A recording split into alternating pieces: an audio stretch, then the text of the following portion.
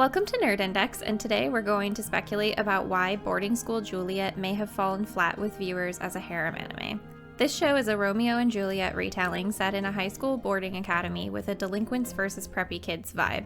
It can be a little over the top with its comedy style and gags, but that's what makes it fun.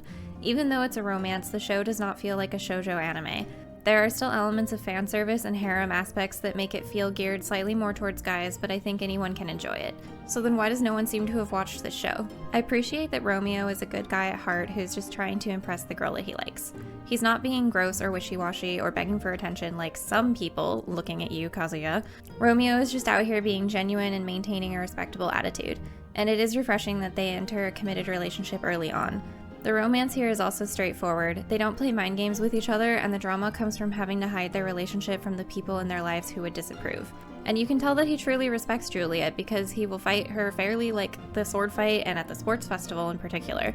He knew she would want to settle the score herself and defend her reputation even though she was hurt, and so he called her out knowing full well that she could handle it. There's plenty of girls to choose from, but Romeo isn't the kind of guy to waver, so they're only there for the viewer and not for tempting him. He's in a committed relationship with Juliet from square one, and I think that's where this show might fail for the target audience, because watching what unfolds after a couple gets together tends to be more of a shoujo element than a harem element.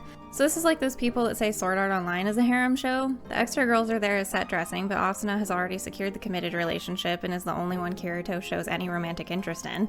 Therefore, I think harem falls flat when the selection of girls can only act as multiple options for the viewer and not the main character, and that's why people died over the 100 Girlfriends, because it takes harems to the other extreme where all of the girls are options and nobody has to choose. So Boarding School Juliet as a soft failure as a harem show makes me wish that this anime had focused more on its comedy, which it performed well, issuing not just giggles but full-on belly laughs. But if you took the harem intention away, you would change the core of how certain characters look and act completely, like Princess Char.